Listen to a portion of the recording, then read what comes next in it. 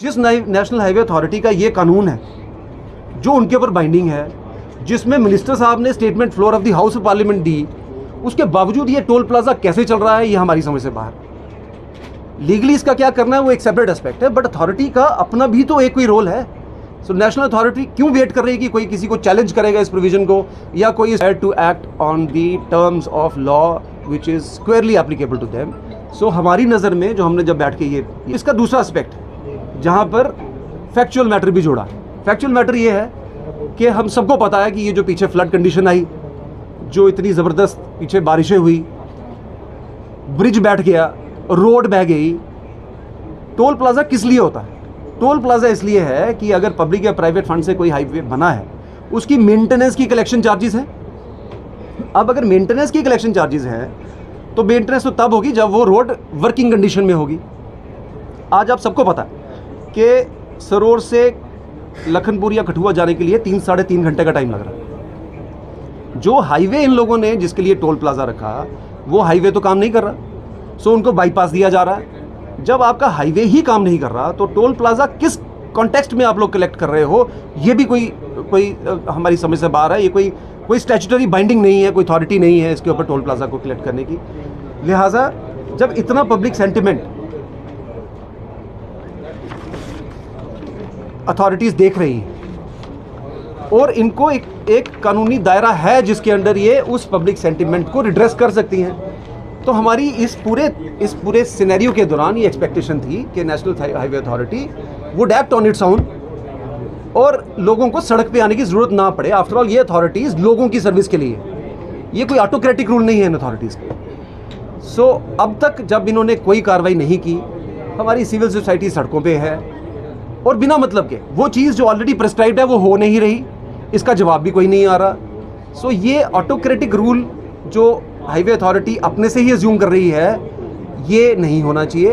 High court bar association का मानना है कि नेशनल हाईवे अथॉरिटी को, सेंट्रल गवर्नमेंट कंसर्न्ड मिनिस्ट्री को जल्द से जल्द सामने आके इस इशू को, जो कि अवॉइडेबल इशू है, अननेसेसरी इशू बन रहा है, नहीं बनने देना चाहिए।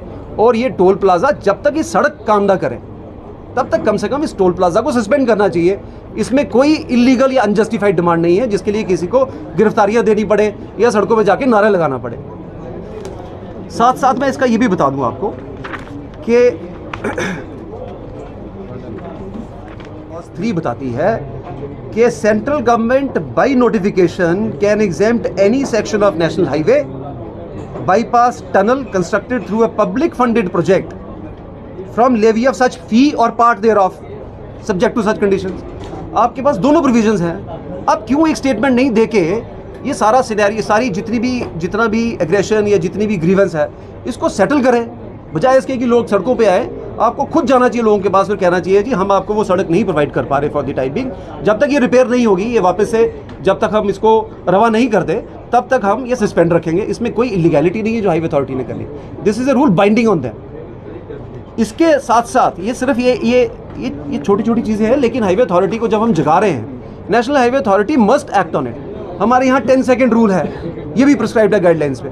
किसी भी टोल प्लाजा पे अगर 10 सेकेंड से ज़्यादा, जब से फास्टैग प्रोविजन आ गया और फास्टैग पेनिट्रेशन 99% बता रहे हैं अपने नेशनल डेटाबेस में कि इसकी पेनिट्रेशन 99% है, टोल प्लाजा सारे फास्टैग से कवर्ड हो रहे हैं। जब फास्टैग पेनिट्रेशन है टोल प्लाजा में, 10 सेकेंड से ज़्यादा अगर किसी भी व्हीकल को रुकना पड़े या 100 मीटर से ज़्यादा लंबी लाइन हो, उसको भी टोल प्लाजा एग्जेम्प्टेड है। आप सरोवर टोल प्लाजा की बात छोड़िए, जब हम नेशनल हाईवे अथॉरिटी की ओमिशंस के ऊपर आ रहे हैं तो आप बन टोल प्लाजा ले लीजिए, 3-3, 4-4 घंटे हमको कई बार वेट करना पड़ता है जब हमने यहाँ से कहीं उधमपुर कोर्ट या कटरा या रियासी कोर्ट जाना होता है। अनप्रेसिडेंटेड जैम होता है, लोगों को कई बार यानी यू टर्न करके वापस आनी पड़ती है कि टोल प्लाजा से रास्ता नहीं मिल रहा। और मैंडेट ये है कि अगर टोल प्लाजा है उसके 100 मीटर से पहले एक येलो लाइन खींची जाएगी, और वो 100 मीटर से के बाद अगर किसी को वेट करना पड़े तो उससे टोल प्लाजा नहीं लिया जाएगा। सो ये कुछ एक चीज़ें हैं जो हम देख रहे हैं, एक क्लियर ओमिशन है on the part of national Highway Authority as well as central government. हमारी बतौर हाई कोर्ट बार एसोसिएशन ये एक रोल है। Second, being legally aware citizen, part of the society of JK, ये हमारा रोल बनता है कि हम स्ट्रेस करें कि हाईवे अथॉरिटी, सेंट्रल गवर्नमेंट इस पे एक्ट करे, जल्द से जल्द इसको रिड्रेस करे, बजाय इसके कि इसको आप आउट ऑफ कंट्रोल सिचुएशन देने की खुद ही कोई ऐसी ओमिशन करो और बाद में कहो जी देखो ये फलाना ये हो गया और वहाँ ये हो गया, और फिर आपको कोई ऐसे मेजर्स अडॉप्ट करने पड़े जिसका रिएक्शन पब्लिक में भी हो। सो ये था with regard to toll plaza. Sir आप खुद issue which is being raised in civil society, and we see day in day out we are seeing that there is a public upsurge even against installation of smart meters. Smart meters, I fail to understand how smart they are when the reading they are generating is not corresponding to the actual consumption of the units of electricity. फिर इनको smart meters का क्या नाम दिया गया है, आई fail to understand. हम लोग आए दिन मीडिया में आप ही के पोर्टल्स के माध्यम से देखते हैं, आप लोग भी 24/7 इस सर्विस में हो कि जहाँ से भी कोई पब्लिक की ग्रीवेंस आ रही है उसको प्रोजेक्ट किया जाए, अथॉरिटीज़ तक पहुँचाया जाए। हम आपके भी थैंकफुल है, you are true watchdogs for the societies rights. अब तक तो हम सुनते ही आए थे कि स्मार्ट मीटर्स पे रेट्स ऑफ इलेक्ट्रिसिटी डिसप्रोपोर्शनेट हैं यूनिट्स ऑफ इलेक्ट्रिसिटी कंज्यूम। मैं शॉक्ड हूँ। हमारे यहाँ फॉर्मर एडिशनल एडवोकेट जनरल है रविंदर शर्मा जी, सीनियर लॉयर। इनके घर का बिल आज मेरे को उन्होंने बताया है। I don't know how the authorities would justify this. इसकी कॉपी भी आपको दे देंगे ताकि आप लोगों के भी रिकॉर्ड में रहे। ये जुलाई 2023 का बिल है। इसके टॉप राइट कॉलम में है यूनिट कंज्यूम। ये जो हमारी पीडीसी या पीडीडी काम कर रही है, ये इन मीटर्स को स्मार्ट मीटर्स कहेगी?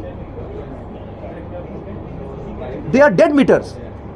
208 यूनिट में आपने पर यूनिट क्या रेट लगाया? ऑब्वियसली जब इस किस्म के बिल आएंगे तो आप क्या एक्सपेक्ट करोगे? जनरल पब्लिक का एक रिजेंटमेंट तो आएगा कि आपने क्या किया है, कि आपने पर यूनिट टैरिफ बढ़ाया है, उस वजह से 208 अगर यूनिट कंज्यूम हुए तो बिल 1,96,000 रुपये आ गया।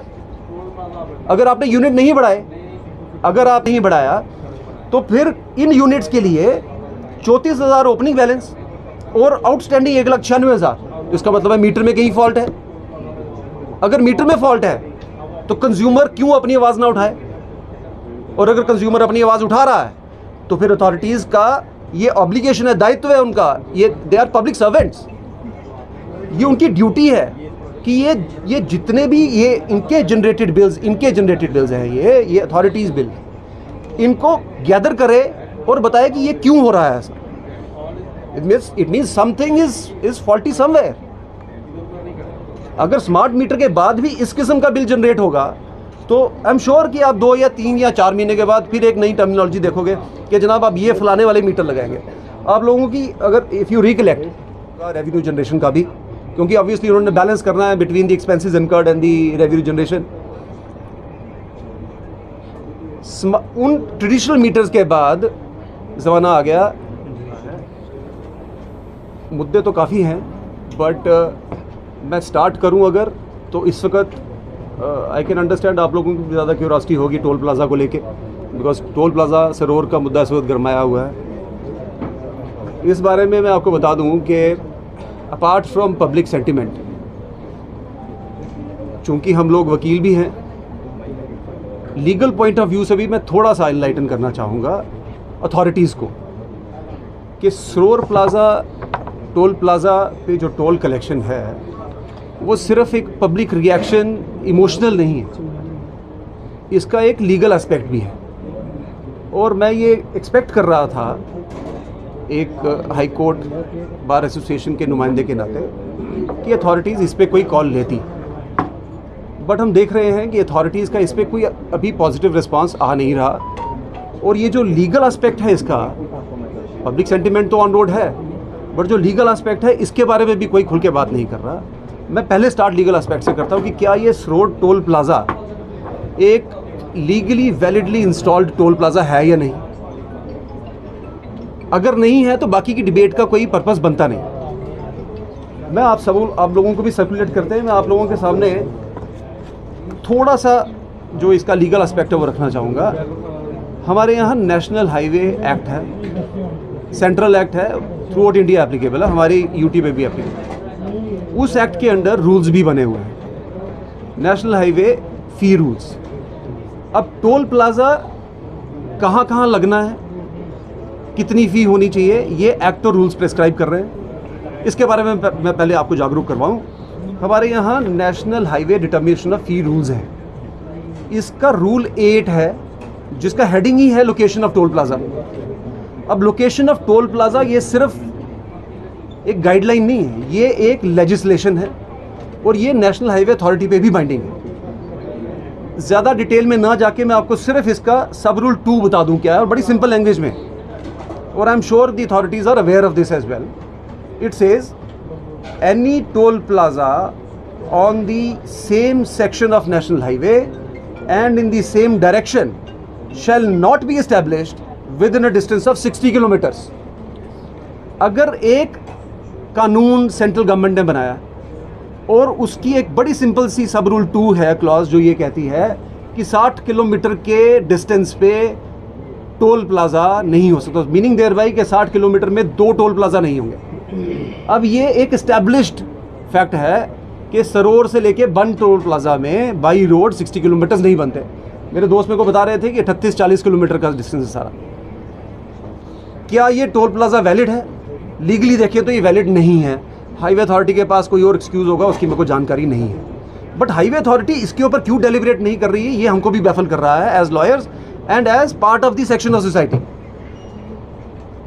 इसको सप्लीमेंट करते हुए हमारे road transport minister Nitin Gadkari ji celebrated minister हैं, थ्रू आउट इंडिया अच्छा काम कर रहे हैं।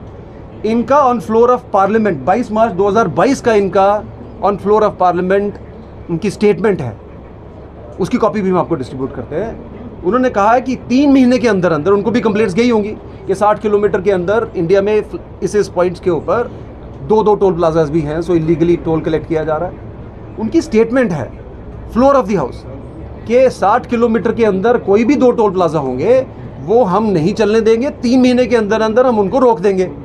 ये 2022 मार्च की स्टेटमेंट है उनकी। और हम बिलीव करते हैं कि जब एक मिनिस्टर किसी भी क्वेश्चन का आंसर देगा floor of the house of the parliament, वो प्रॉपर्ली गाइडेड होगा by the concerned secretaries in terms of the law. अब जब उन्होंने ये स्टेटमेंट दिया है, ये मार्च 2022 का, आज हम अगस्त 2023 में हैं।